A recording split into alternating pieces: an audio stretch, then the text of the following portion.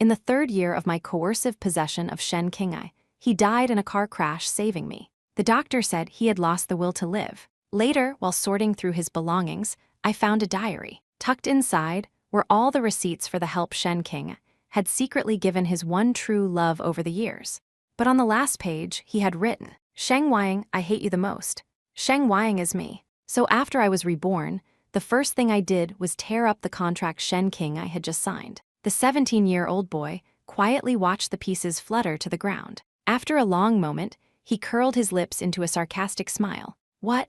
Did the young miss finally realize that making me sell myself for 10 years isn't enough? I hadn't fully come to my senses yet. Tearing up the contract had been a subconscious act. 10 years isn't enough. How about 20, 30, or a lifetime? Seeing me just stare at him blankly, a flash of understanding crossed Shen Qingye's eyes.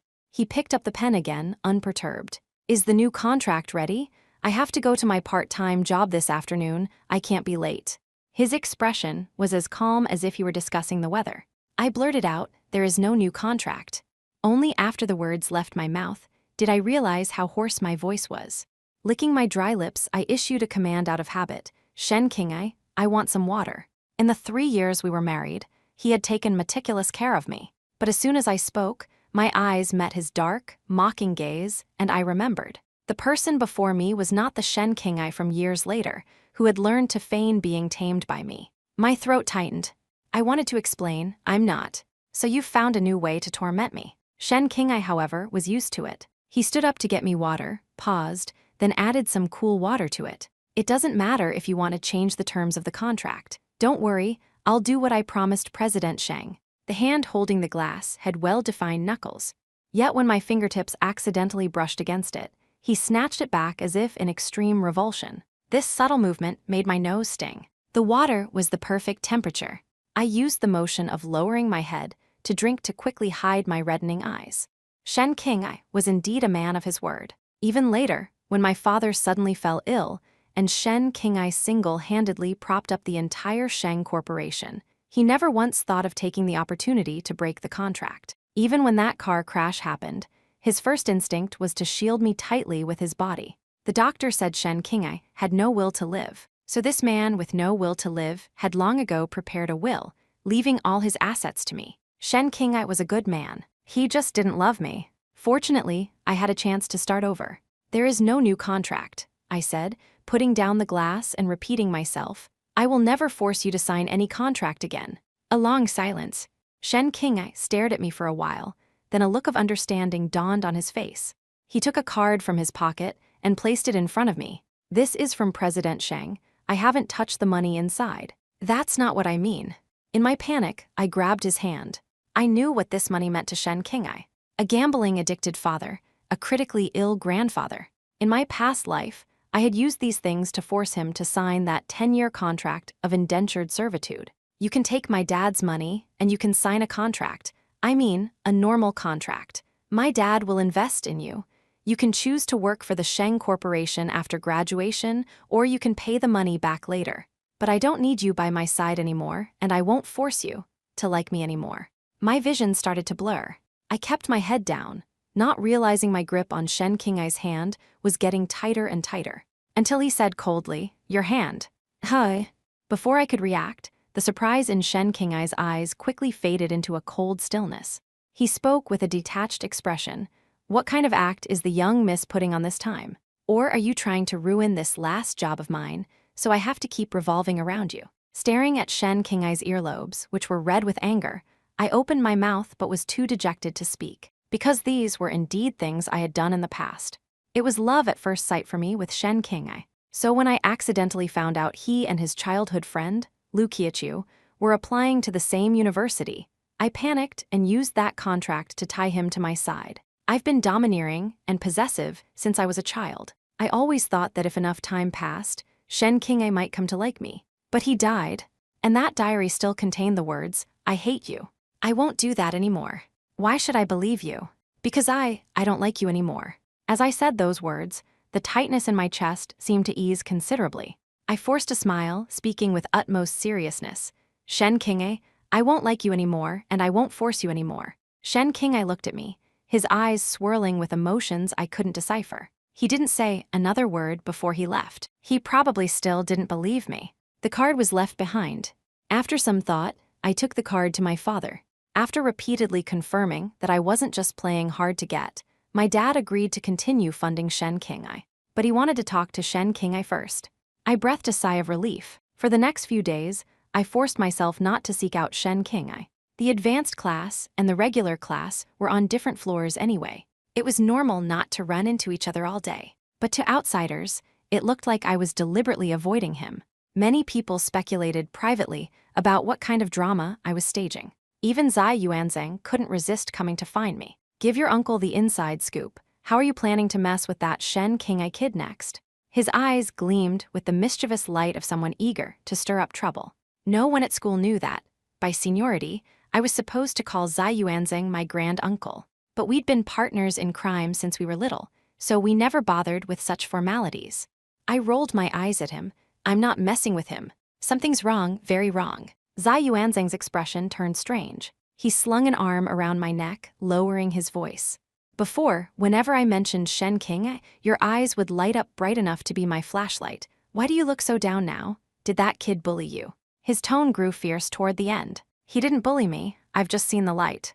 I pushed his hand away, but I keenly sensed a heavy gaze locked on me. Yet a look around revealed nothing out of the ordinary. What's wrong? Zai Yuanzhang leaned closer. He suddenly paused, rubbing the back of his head. Why do I feel a chill down my spine? Wait, what did you say about seeing the light? I don't like Shen Qingye anymore. Oh, you don't like Shen, you don't like him anymore. His voice shot up. Zai Yuanzhang.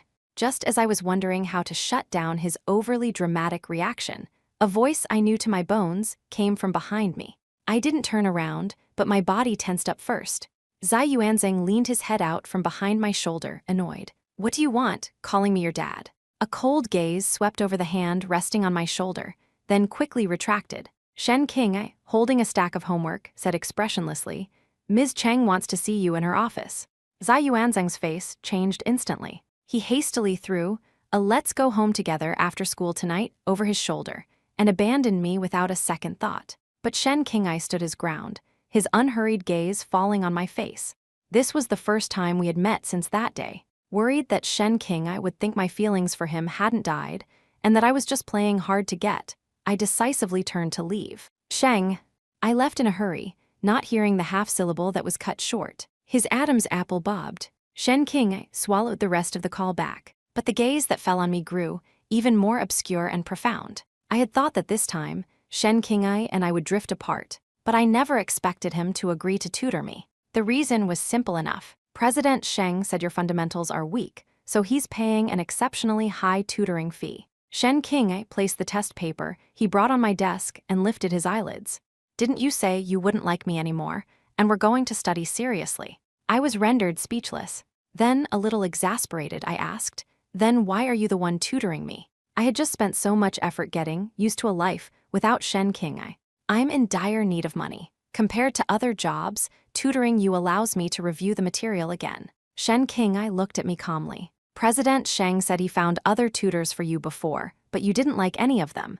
If my tutoring is ineffective, or if you really can't accept me as your tutor, he will fire me all the same. His words made me deflate like a punctured balloon. I knew Shen Qingye had been working part-time jobs outside of school, spinning like a top. After once seeing him collapse from anemia due to exhaustion, I had used heavy-handed tactics to ruin several of his jobs. In my past life, I had also suggested that Shen Qingye tutor me, but he had refused without hesitation. Now he had agreed. Was it because my affection was a burden to him? My heart ached out of habit, then finally settled into calm. I pulled out a chair and deliberately sat far away from him. In a muffled voice, I said, then let's start. First, do this diagnostic test. Shen Qingye pushed the paper in front of me, his voice a little lower than usual. I said no more and buried my head in the test. The room fell silent, leaving only the sound of faint breathing. I forced myself to calm down, until Shen Qingye stood behind me. The clean, almost sharp scent of soap instantly filled my nose, enveloping me. My hand, clutching the pen, froze. I uncontrollably thought of my past life. After we got married, Shen Qingye had always been lukewarm towards me. Only during moments of intimacy would he show a rare ferocity. His warm breath would fall on the side of my neck. He would nibble and grind at the soft flesh there, but he would cover my eyes with his hand. So from beginning to end, I could never see his face. Thinking back now, it was probably because he didn't want to see me. As my mind wandered, I unconsciously chewed on my pen. Suddenly, a hand with a prominent wrist bone appeared in my field of vision. Shen Qingye tapped on the desk, his face expressionless. You wrote D for a fill-in-the-blank question. I lowered my head in shame and corrected it. Fortunately, I managed to stumble through the rest of the test, guessing my way to the end. Then, with a heavy heart, I handed the paper over. Shen Qingye glanced at it, his brow furrowed almost imperceptibly. I guiltily looked away. Just then, my phone vibrated. Shen Qingye was grading the paper with his head down. I glanced at it, then turned my back to him and secretly opened WeChat. It was a message from Zai Yuanzhang. He was gleefully telling me he had taken care of things for me, and asking what I planned to give him as a thank you gift. Me, what thank you gift? What did you take care of for me? Zai Yuanzhang, what kind of trouble did you get into now? My heart leaped. I suddenly remembered what happened a few days ago. Zai Yuanzhang still didn't believe I no longer liked Shen Qingye. I hadn't bothered to explain much, thinking that time would prove it. However, the truth was, when I saw Lu Qiachu walking beside Shen Qingye with a shy smile, I couldn't help but be lost in a daze.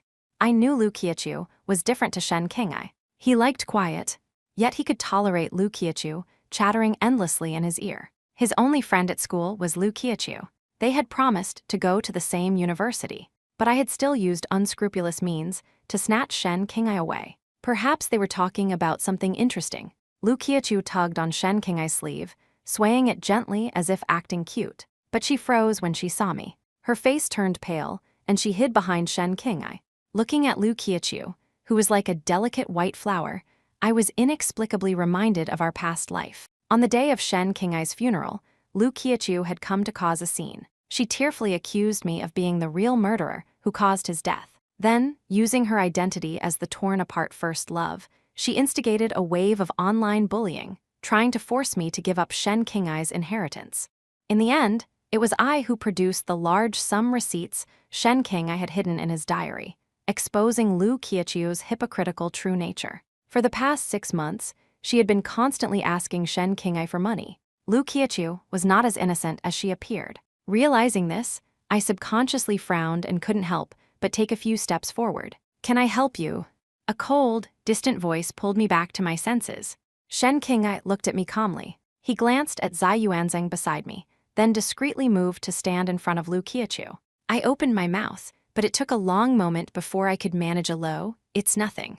I suddenly realized that Shen Qingye would not believe my words, especially since Lu Qiachu was his one true love. This realization made a certain part of my heart ache terribly. I didn't even notice when they left. At that moment, Zai Yuanzhang nudged my shoulder and gave me a series of winks. "Don't you worry, my dear niece, your uncle will definitely help you." He patted his chest, vowing with confidence. I was baffled but didn't pay it much mind. Only now, recalling it, the feeling of unease grew stronger and stronger. Zai Yuanzhang sent another voice message. I was about to convert it to text when I heard Shen Qingye's voice from behind me. "What are you doing?" I jumped, fumbling to turn off my phone, but accidentally hit play. The next second, an exaggerated voice exploded in the silent study. "You know who I saw? Lu Qiachu. She was working there too. But don't you worry, Wying, I already had the shop fire Shen Qingye, completely cutting off any possibility of him contacting Lu Qiachu. From now on, he can only revolve around you." The phone was gently taken from my hand. Shen Qingye looked down, his expression unreadable. All I could do was listen with a heart full of ashes, as Zai Yuanzhang's triumphant voice echoed in the room. I tried to explain, I didn't ask him to do that, but my voice grew smaller and smaller. Finally, the room fell into a dead silence. "Is this what you meant by?" The phone was placed on the desk, making a soft clatter. Shen Qingye took half a step back and said softly, "You won't force me anymore." His tone was ambiguous. I knew he had misunderstood again, so I took a deep breath and met his gaze frankly. Believe it or not, I really didn't ask Zai Yuanzhang to do this. On the contrary, if I had known beforehand, I would have stopped him no matter what. His dark lashes drooped. Shen Qingye didn't speak. Until I added, he must have misunderstood something. But no matter what, Zai Yuanzhang did this because of me, so I apologize to you on his behalf. As for the losses you've incurred, I can also compensate you on his. On his behalf, a ripple disturbed the calm well of his eyes. Shen Qingye gave a half smile. Young Miss Sheng is quite righteous. I froze. After 3 years of marriage, I knew this was a sign he was getting angry. Just as I was about to say something, Shen Qingye looked away. He returned to his original spot and picked up the half-graded test paper. Your fundamentals are indeed a bit weak. Let's start with the simplest concepts. I frowned. Aren't we discussing what Zai Yuanzing did? Tutoring is charged by the hour. We've already wasted 7 minutes. I'll make up for it after we finish, or I can refund you for that portion of the time. Shen Qingye maintained a cold, business-like demeanor. Since I've accepted President Sheng's money, this is my job. Don't worry, I won't bring any personal emotions into my work, nor am I. He paused, his eyes dimming for a moment. The kind of person who gives up halfway. His voice was very soft. A sudden knock on the door masked the second half of his sentence. It was the housekeeper, bringing a fruit platter. I took the platter, and after closing the door, I turned my head and asked, "What did you just say?" "Nothing." Shen Qingye quickly returned to normal. He opened a textbook, not even looking up. Let's continue. Just as Shen Qingye had said, he was indeed very serious about completing this job. And I seriously fulfilled my promise. We had no communication outside of studying. When we occasionally ran into each other at school, we would just walk past each other, deliberately avoiding eye contact. I was starting to feel relieved, until my deskmate, who was also the student council president, reminded me that I had student council duty. This time, it's your turn to be on duty in the office with Shen Qingye. Meng Ningxi pushed up her slipping glasses and added, "Don't forget to clean." My face stiffened. Only then did I remember that to get Meng Ningxi to pull strings and put me on duty with Shen Qingye. I had promised her I would give the office a thorough cleaning. But now the situation was a bit awkward. That bunch is so lazy. They've barely cleaned anything besides their own desks. Go for it. I have faith in you. You can definitely give me back a brand new office. Meng Ningxi patted my shoulder expressionlessly as a sign of encouragement, then took a competition book and went to discuss it with someone. At this hour, I couldn't find anyone else to take my shift. I had no choice but to resign myself to packing my bag. But when I got to the office, Shen Qingye was already there, a cleaning rag in his hand. His back was to me as he wiped the windows. When he raised his arm, the hem of his washed-out school uniform lifted a little. The shape of his shoulder blades was clearly defined under the thin fabric. I was momentarily distracted. In a daze, the slender boy before me seemed to overlap with the man in my memory. Shen Qingye didn't like having outsiders in the house, so the housekeeper only came once a week for a deep clean. Daily cleaning, cooking, and chores were almost all done by Shen Qingye himself. I tried to help, thinking it might be a chance to improve our relationship. But Shen Qingye was always silent when he worked. I would chatter away, saying 10 sentences, and he would occasionally reply with one. Eventually, I couldn't stand it anymore and couldn't even be bothered to go back to that house. Until Shen Qingye died. I went back to pack his belongings and found that diary in the study. The diary was filled with so much. I paused, suddenly realizing something was wrong. Shen Qingye's diary was full. But why did I only remember the line, "I hate you the most"? I seemed to have forgotten something. The key to the equipment room is in. He stopped mid-sentence. Shen Qingye subconsciously walked towards me, but then stopped dead a few steps away. He looked down, his voice sounding faintly anxious. "You don't look well. Are you feeling sick?" I belatedly realized my palms were slick with a cold sweat. "I'm fine." I shook my head and walked past Shen Qingye, intending to get a broom. But Shen Qingye had already cleaned most of the office. I couldn't find anything to do and stood there awkwardly. The key to the equipment room is in the second drawer on the left. After you check it, organize the class meeting records. The patrol is during the 3rd period of evening study hall. I breathed a sigh of relief and said okay. There wasn't much to do. After finishing quickly, I took out a book and started reviewing, until a cup of hot water appeared in my line of sight, and a milk candy. Shen Qingye sat down across from me. He lowered his head to work on a test paper, his handsome brow bone revealed when his glasses slipped down slightly. The only sound in the office was the rustling of turning pages. In truth, it was the same kind of solitude when Shen Qingye tutored me. But perhaps because I was thinking about my past life, I found the silence unbearable. So I made an excuse to go to the restroom. "Sheng Ying." Shen Qingye suddenly called out to me. He glanced at the untouched water and candy on the table, his brow furrowing and then relaxing. Finally, as if he had made up his mind, he said in a low voice, "I have something to tell you. Let's talk when I get back." Shen Qingye paused. "Okay." I took the opportunity to slip out. While getting some air outside, I couldn't help but think about the diary, most of whose contents I had forgotten. But since I'd forgotten it, it probably wasn't that important, right? I tried to comfort myself with that thought. When I turned my head, I saw a female student who looked somewhat familiar.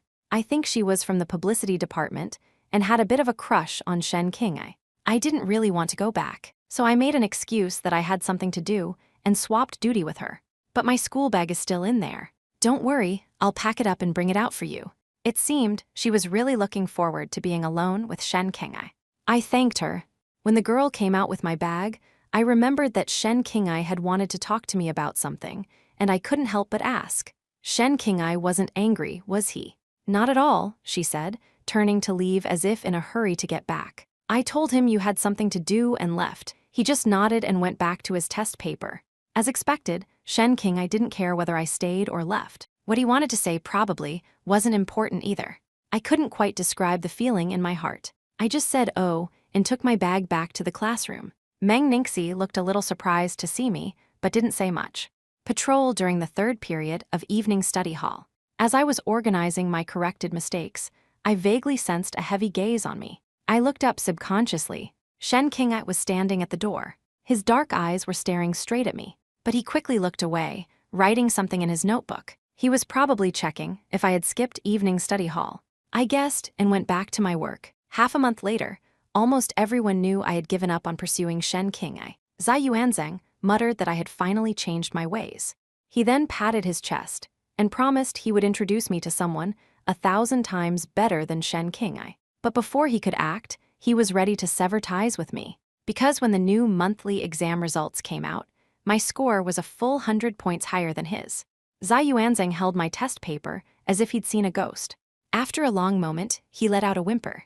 "My dear niece, why are you abandoning your uncle too?" Looking at Zai Yuanzheng's teary, fried egg eyes, I patted his shoulder and said earnestly, "If you don't work harder, Ningxi will look down on you even more." It was only much later that I learned Zai Yuanzheng had a secret crush on Meng Ningxi. At these words, Zai Yuanzheng immediately wiped his tears and retorted defiantly, "Who would like her?" But not long after, he suddenly pulled out a small mirror, looked at himself, and turned to ask me uncertainly, "Am I really that bad?" I didn't say anything, just had Meng Ningxi send me her scores. After seeing her results, Zai Yuanzheng completely deflated. Then, as if injected with chicken blood, he declared he was going to start studying hard. At least he finally stopped pestering me about why I suddenly didn't like Shen Qingye anymore. I breathed a sigh of relief, but I never expected Lu Qiaqiu to approach me the next day. Her purpose was absurd. She asked me to get back together with Shen Qingye. "What are you talking about?" I even doubted my own ears. "I know you still have feelings for Qingye in your heart," Lu Qiaqiu said with conviction. "Otherwise, you wouldn't have had Zai Yuanzheng ruin his job. Now that Qingye has no job, he can only rely on you more." Rely. The word Lu Qiaqiu used made me frown in discomfort, but I didn't respond. Lu Qiaqiu, however, took my silence as agreement. She bit her lip, then feigned being hurt and dropped a bombshell. Actually, Qingye only sees me as a sister. You might not know, but I used to have a brother. He died saving Shen Qingye, and Qingye promised him he would take good care of me. But I know I'm not interested in your relationship." I suppressed my shock and interrupted her impatiently. Then I sneered, "Shen Qingye has a sour face all day. Why would I be so fixated on him? Besides, I've already said it, I really don't like Shen Qingye anymore." The sound of approaching footsteps stopped. Lu Qiaqiu's expression changed several times. The next second, she missed a step right in front of me and fell down the stairs. It was a hard fall. I clearly saw the expression on Lu Qiaqiu's face twist in pain. And Shen Qingye just happened to appear. "Brother Qingye." Lu Qiaqiu's eyes reddened, her voice choked with sobs. "It has nothing to do with Miss Sheng. I fell by accident." I couldn't be bothered with Lu Qiaqiu's clumsy acting. I just looked at Shen Qingye. After that day on duty, I hadn't seen him at school except for tutoring. How much did he see? How much of what I said did he hear? "Hey, apologize." The cold voice was like a sharp knife. I was in disbelief. "Apologize?" A flash of triumph crossed Lu Qiaqiu's eyes, but she still had to say, "This really has nothing to do with Miss Sheng. Brother Qingye, You don't have to force her to apologize to me for my sake. Hearing this, I could barely contain the rage in my chest. The mistrust I had faced since my rebirth, the guilt I wanted to atone for, the constant fear and anxiety. It all erupted at this moment. Why should I have to keep compromising like this?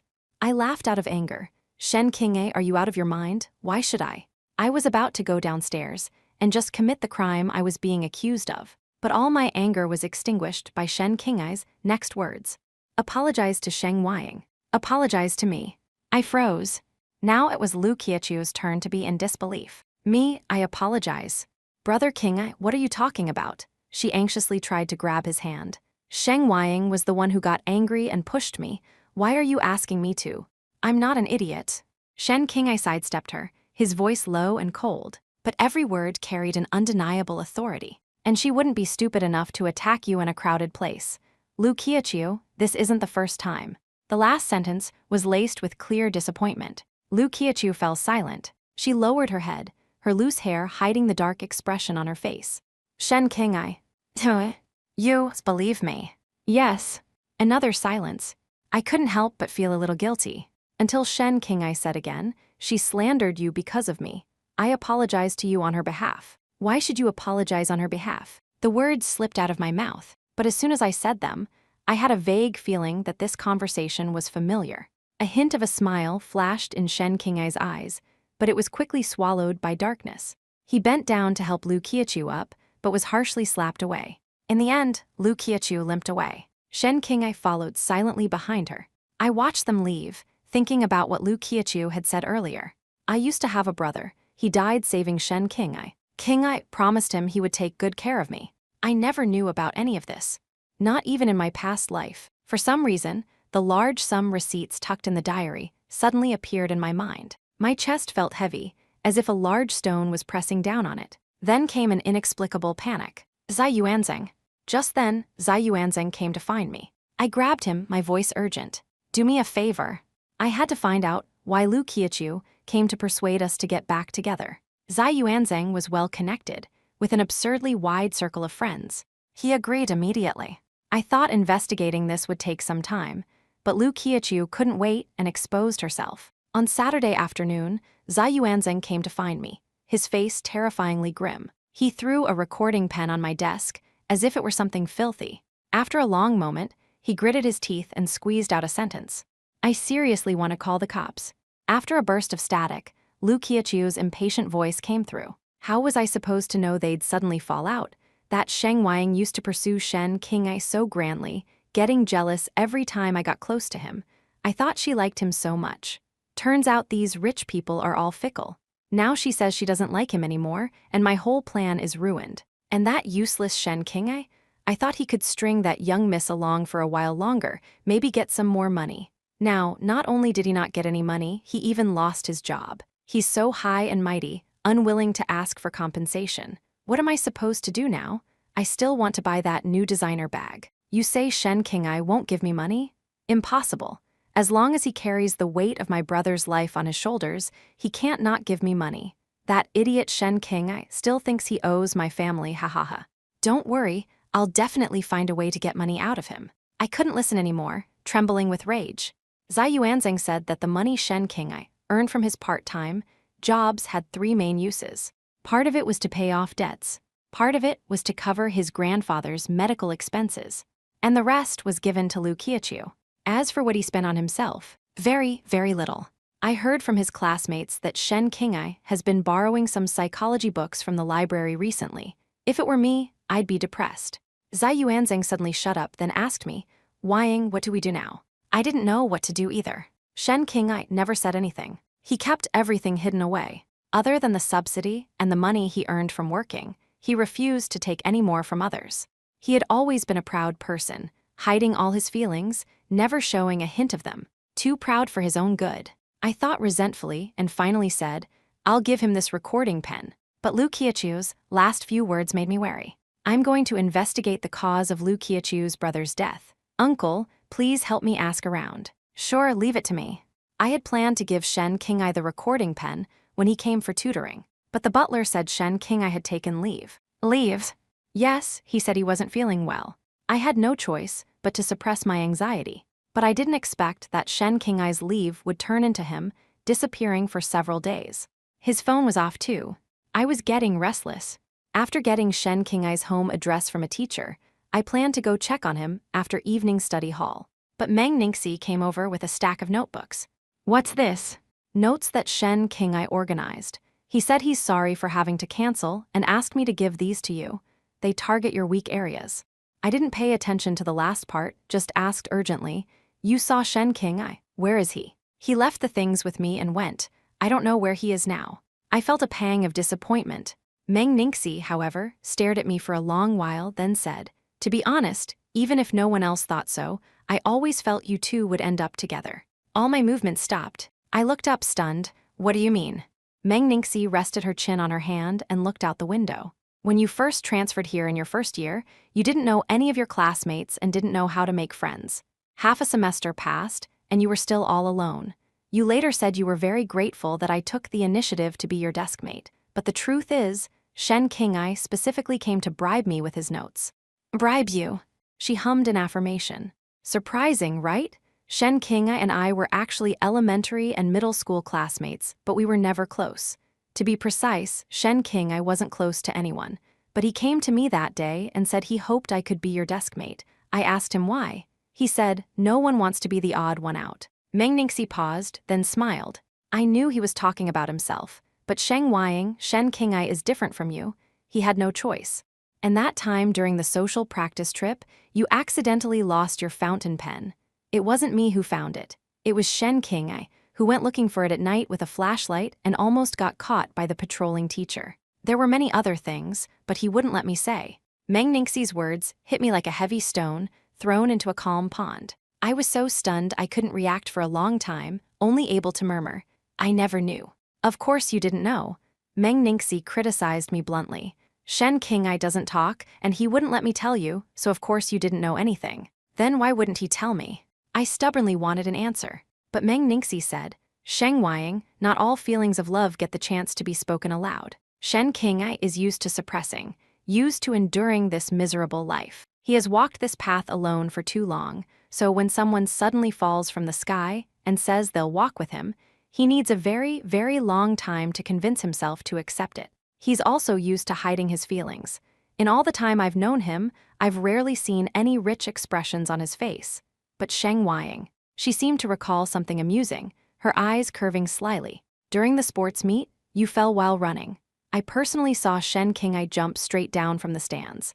But halfway there, he saw Zai Yuanzheng carrying you to the infirmary, so he had to pretend he was just passing by. It was the first time I saw Shen Qingye look so flustered and helpless, and he wouldn't let me mention it. That was a side of Shen Qingye I had never known. He had indeed hidden it well. So well that I had always thought he hated me." My throat suddenly tightened, and I asked hoarsely, "Then why are you telling me now?" "I got an early admission offer. Even if Shen Qingye wants to blame me, he won't be able to find me." Meng Ningxi reached out and ruffled my hair, her voice suddenly softening. "Besides, not saying anything is unfair to you, and to him." Meng Ningxi said Shen Qingye hadn't always been so withdrawn. It started after his mother passed away. She thought for a moment, then finally said, "He seems to think he's cursed with bad luck." Bad luck. Those two words kept circling in my mind, until I was standing at the door of a hospital room. Shen Qingye seemed to have gotten thinner again. He deftly changed his grandfather's soiled clothes and emptied the bedpan. After everything was cleaned up, Shen Qingye sat down to eat the already cold congee. But he hadn't had more than a few sips before the old man, who had been lying quietly, suddenly shot up and knocked the bowl from his hand. Then, as Shen Qingye stood up to clean, the old man suddenly grabbed his arm and bit down hard. So hard that blood instantly seeped out. His exposed forearm was covered in scabbed-over wounds. But Shen Qingye just stood there, not even frowning, as if he was long used to it. I hurriedly called a nurse to intervene and pulled Shen Qingye away from the bed. The nurse didn't seem surprised either. "You'll be happy when your grandson gets fed up and leaves, and there's no one to serve you, won't you?" "Good riddance." Shen Qingye's grandfather's eyelids drooped as he said sarcastically, "I get annoyed just looking at him. And he's eating congee? What right does he have to eat anything?" Another string of foul-mouthed curses followed. The old man only shut up after the nurse threatened to kick him out if he disturbed the other patients again. But he still glared fiercely at Shen Qingye. And from beginning to end, Shen Qingye stood there silently, like a lifeless statue. Only when I was about to take him to get his wound treated did he seem to snap out of it. His eyelashes trembled slightly. He asked me, "Why are you here? If I hadn't come, you'd be dead." I was both angry and anxious. In my past life, Shen Qingye's grandfather had died early. Shen Qingye hadn't spent so much time in the hospital taking care of him, so I never knew his grandfather's attitude towards him was so vile. "I won't die." Shen Qingye even had the heart to curl his lips into a faint smile. "He can't torment me to death. You know he's tormenting you and you still stay to take care of him. Shen Qingye, are you insane?" Shen Qingye said no more. After the wound on his arm was treated, he told me to go back. "I might have to break my promise to President Sheng. I'll pay back the money. I've also organized the key review points in those notes. Remember to look at them. If there's anything you don't understand, you can ask Meng Ningxi." The pale light of the corridor fell on Shen Qingye's face, but not a single ray of light reached his eyes. His tone was extremely calm, so calm that the panic in my heart grew, and I grabbed his hand without a second thought. "What about you? It's your final year of high school. Don't you need to study? Don't you want to go to university?" "Me?" Shen Qingye was taken aback. He seemed to only now remember to consider himself, saying slowly, "I can do it in the hospital." "You're lying to me again." I cut him off, trying to forcibly drag him away. "That old man will never give you time to study. He just wants to torture you. He's happy when you're miserable. Come with me, right now. If you're really worried, I'll pay for a caregiver for him." But he didn't budge. Shen Qingye lowered his eyes, his gaze falling on our clasped hands. "Sheng Ying," he called my name softly, his voice seeming to come from far away. "That's my grandfather." A calm statement, but I understood his unspoken meaning. That was his only remaining family. His mother was dead, and his debt-ridden father was nowhere to be found. He only had this one relative. I've had bad luck my whole life. It seems like whatever I do, I always fall a little short. Whatever I want, whatever I hope for, it never comes true. The warmth in my hand faded bit by bit. Shen Qingye pushed me away, his tone still gentle. "So you should stay away from me, further away, even further. It would be best if you never had anything to do with me." But his voice was trembling uncontrollably, so obviously that even I noticed. And so the tide of bitterness in my chest surged and roared. I looked at Shen Qingye, and suddenly remembered what Meng Ningxi had said. He seems to think he's cursed with bad luck. To hell with luck. Lu Qiaqiu had once visited the hospital under the guise of seeing him. Not long after, the previous caregiver was driven away. Shen Qingye was forced to stay and serve him. This hadn't happened in my past life, so it was related to me. The patients and their families in the same ward had all witnessed the grandfather's appallingly vile behavior. When I went over, an older woman even grabbed my arm and said, "Girl, you're that young man's classmate, right? Go talk to him. How can a student not stay in school to study? He shouldn't stay here to take care of this old man. He's a venomous snake. He's miserable, so he won't let the younger generation have it easy either. Taking care of him won't earn any gratitude." I nodded and said I would. The next day, I had him moved to a private room. When the old man erupted again and pointed his finger at Shen Qingye's nose, cursing, I had my bodyguards take over Shen Qingye's work and forcibly take him away. "These are the test papers and review questions teacher Song asked me to bring you. She said it's fine if you don't come, but you have to finish these." Shen Qingye's struggles lessened. "Shen Qingye," I stared into his eyes, "if you want to rot in this hospital, just say the word. If you say no, even once, I won't stop you." Shen Qingye lowered his head. I couldn't see the expression on his face. "You clearly..." After a long moment, his voice was hoarse, tinged with a kind of self-destructive emotion. "You clearly said you wouldn't like me anymore. I'm here as a friend now. It doesn't matter if you don't admit it," I said, then lowered my head and started on a test paper. Shen Qingye stood for a while. Finally, he sat down across from me. The old man wasn't without his attempts to disrupt Shen Qingye's studies, but whenever he made a sound, the bodyguard standing beside him would immediately glare fiercely back. He was a bully who preyed on the weak, and after a few times, he gave up. Shen Qingye was able to finish a set of papers smoothly. The crease between his brows softened slightly. "I'll help you take these to teacher Song to be checked." I collected Shen Qingye's papers and added, "I won't be coming tomorrow." The hand clutching the pen tightened abruptly. Shen Qingye's breath hitched for a moment, but quickly returned to normal. He nodded. "It's better if you don't. This place isn't." "Shen Qingye, being honest won't kill you." I glanced at him and snorted. "If you want me to come, just say so." Perhaps because I had already seen him at his most vulnerable, Shen Qingye simply stopped talking. I stared at the tips of his flushed ears and curved my lips. Zai Yuanzhang is coming tomorrow. He heard you're a great tutor and is coming with ulterior motives. Remember to treat him well. Shen Qingye looked up, a clear look of astonishment in his eyes. The second day, it was Zai Yuanzhang. The third day, Meng Ningxi. The fourth day, their class president. The fifth day, me. We took turns. The bodyguards stayed in the room, working in shifts. After more than a week, Shen Qingye successfully caught up with his studies, and the old man's spirits had dampened considerably. While Shen Qingye was out getting hot water, the old man called out to me for the first time. But the words that came out were not so pleasant. He killed his mother. I was organizing my corrected mistakes and ignored him. The old man wasn't annoyed. He chuckled and continued on his own. If he hadn't insisted on going out to play with his friends, his mother wouldn't have died in a car crash on the way to pick him up. My son wouldn't have fallen into despair, even disappearing, not even coming to see his old man now. And I wouldn't have gotten this disease. Your son got addicted to gambling long ago, lost all the family's money, and disappeared to escape his debts. He doesn't visit you because he's not filial. You getting sick is karma. What does any of that have to do with Shen Qingye?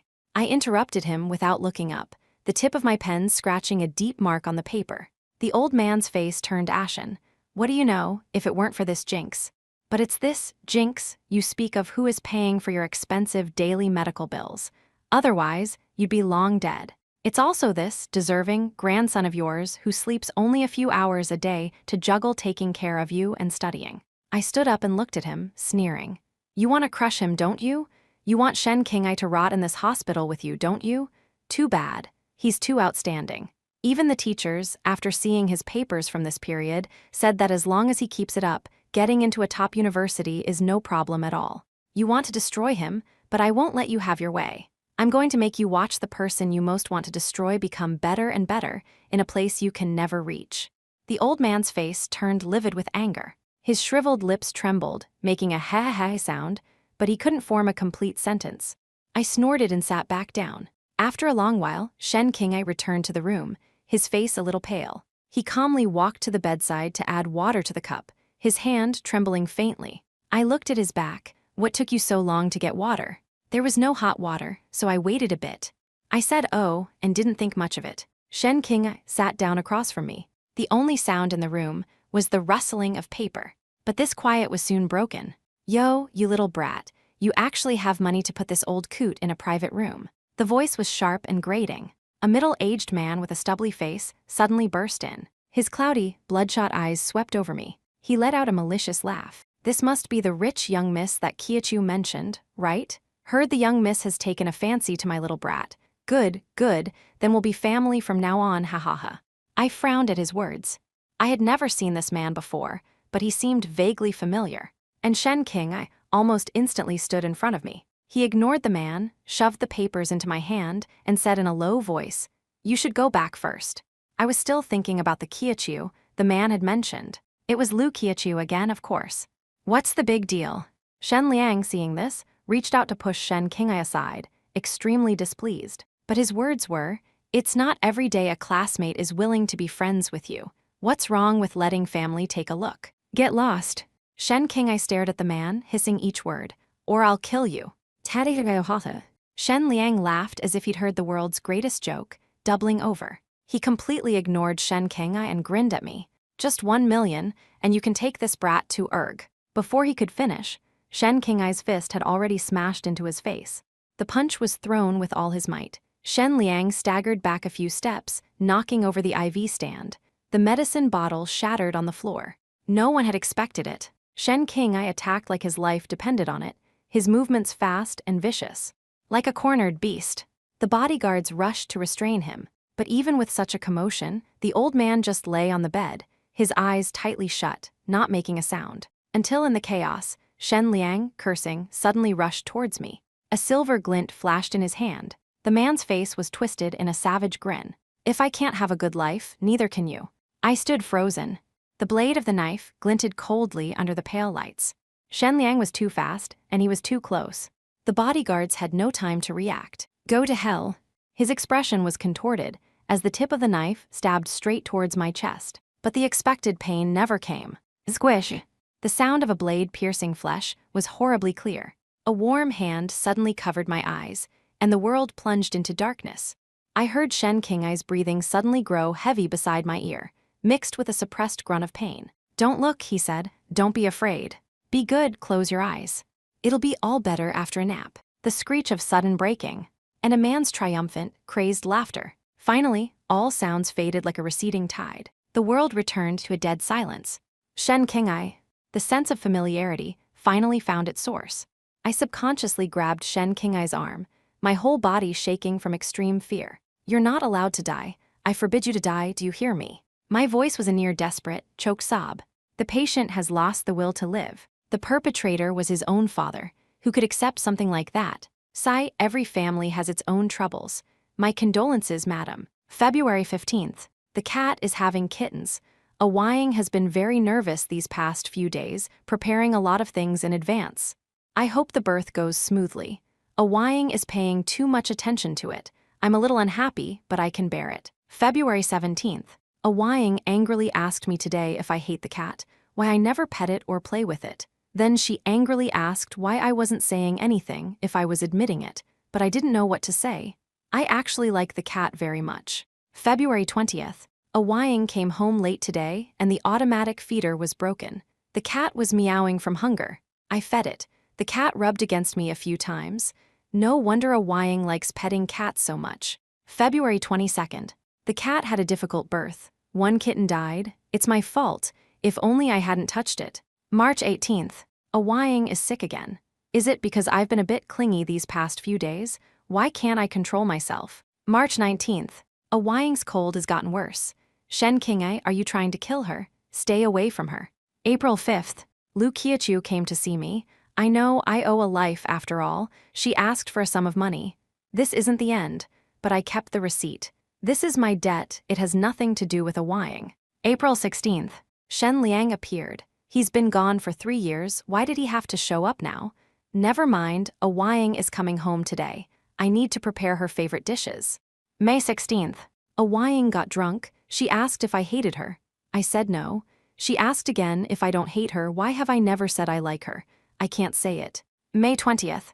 Awang mentioned divorce today. Leaving me is a good thing. I had auditory hallucinations again today. They were telling me to die, but I can't die yet. I have to check out the person she's found. I don't trust them. Awang.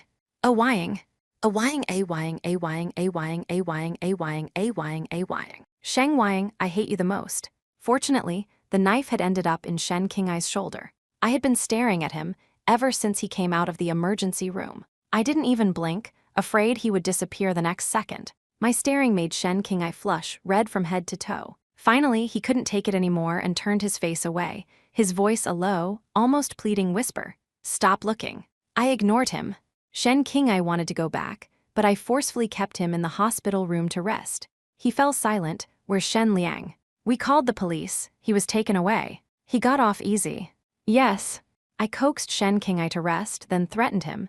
If you don't sleep, I'll keep staring at you until you fall asleep. The man who had just calmed down instantly turned completely red again. He sighed helplessly and finally relented, but his eyes remained open. His dark pupils reflected the pale light of the hospital room, as if he were afraid that closing them would plunge him into a nightmare. I reached out my hand, just like a moment ago, just like in my past life, and gently covered his eyes. "Close your eyes," I commanded. His eyelashes brushed against my palm, a ticklish sensation. Shen Qingye finally closed his eyes.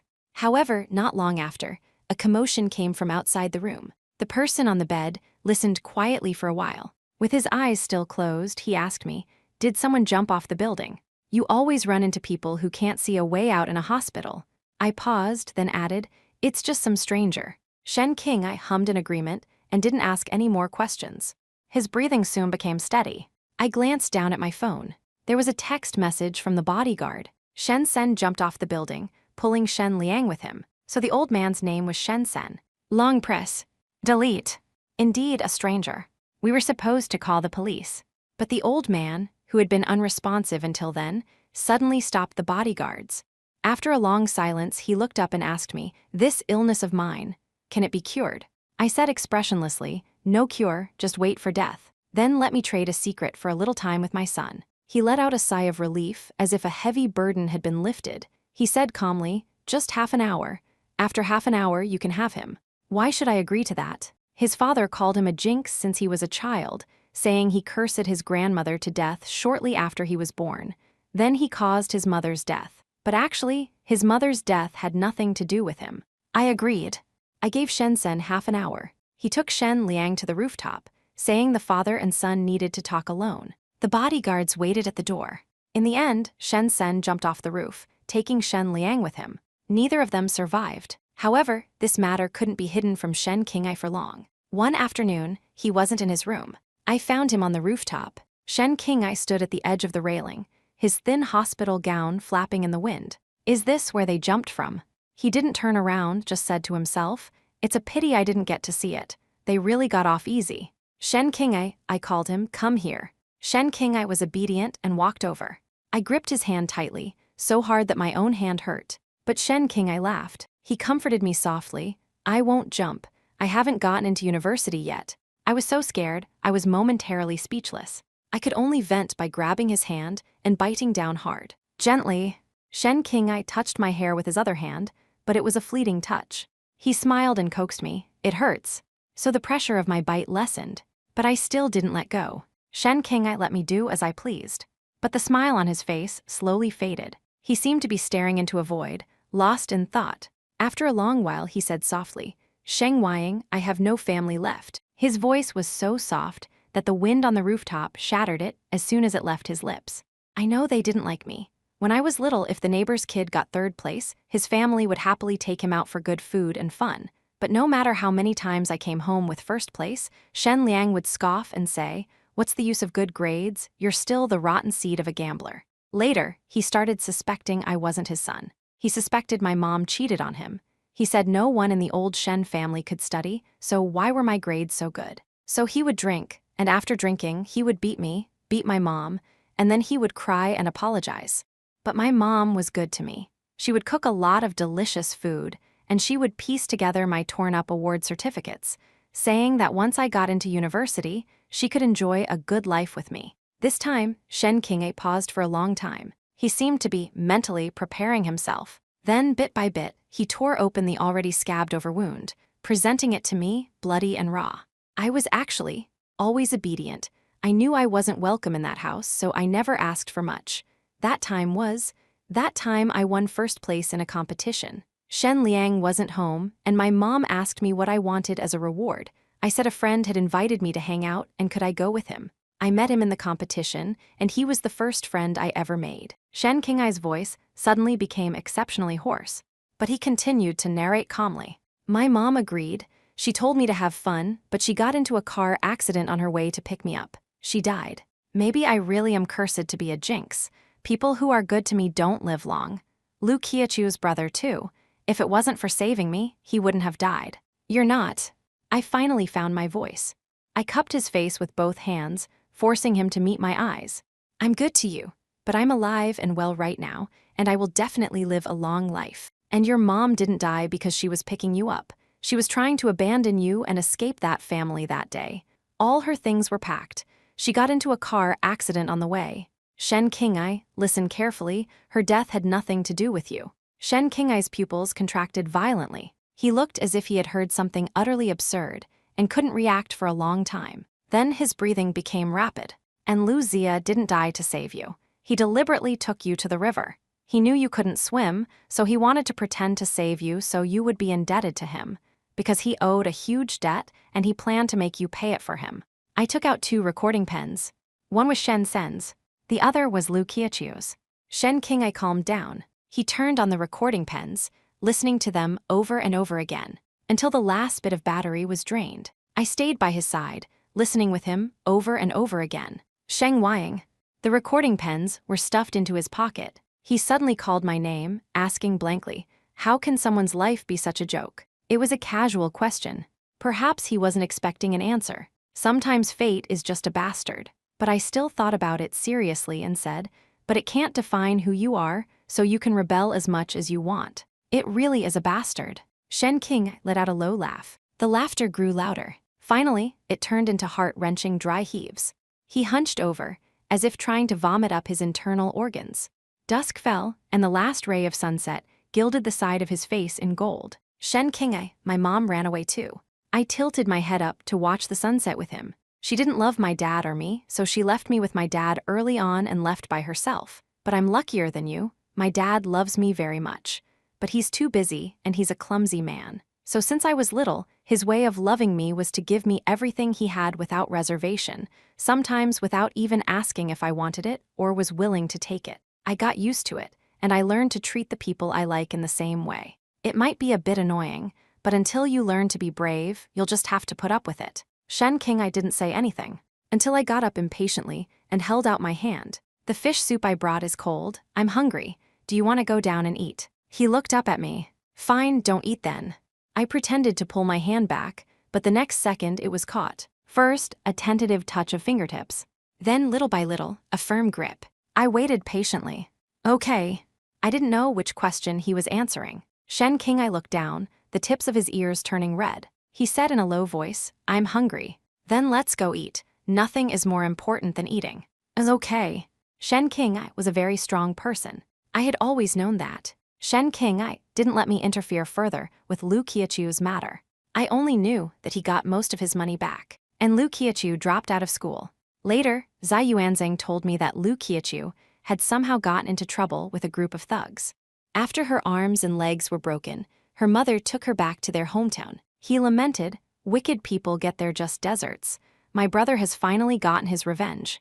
Ever since Shen Qingye had tutored Zai Yuanzhang and helped him raise his score by 50 points, Zai Yuanzhang's opinion of him had completely changed. He was now firmly convinced that this was his brother from another mother. He also believed his brother was a poor, simple-minded soul with a tragic background. No one was allowed to speak ill of him. I glanced at Zai Yuanzhang, not having the heart to tell him that this was 99% his good brother's doing. Shen Qingye returned to school. His studies hadn't fallen behind at all.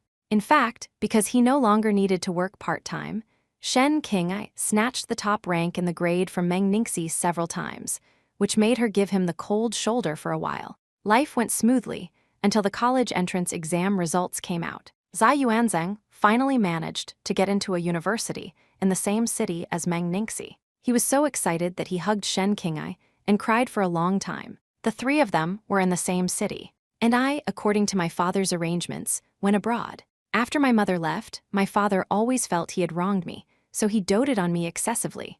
After learning that I was almost injured because of Shen Qingye, he held a huge grudge against him. He had even arranged everything for me long in advance.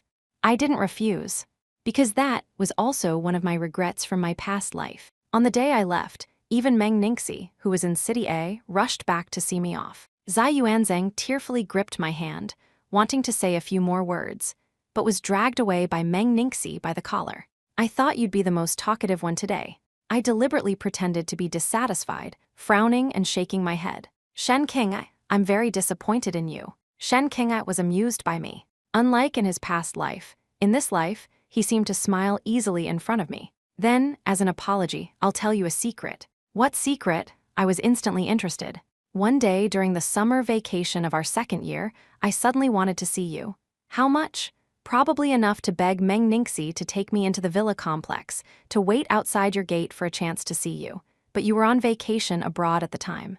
Meng Ningxi asked me, are you still going to see her? Shen Qingye paused, a hint of helplessness in his eyes. How could I? I had just paid off a little debt, and all the money I had wasn't even enough to buy a plane ticket. At that moment, I knew I was too far away from you, so far that I might never be able to catch up even if I tried my best my whole life. This was indeed a secret I didn't know. The boarding announcement sounded. I'm going abroad now, and I don't know when I'll be back. I took a deep breath. My heartbeat gradually quickened. I stared at Shen Qingye and asked seriously, then will you save up enough for a plane ticket in the future? As I waited, the noisy chatter of the airport seemed to fade away. And this time, I finally got Shen Qingye's answer. He said, more than one. Sheng Ying, I like you. The kind of like that is like you the most. The love I had glimpsed from the diary, finally, at this moment, saw the light of day. 15 Shen Qingye's extra. The first thing Shen Qingye did when he got home was start cooking. The second thing was to clean the house.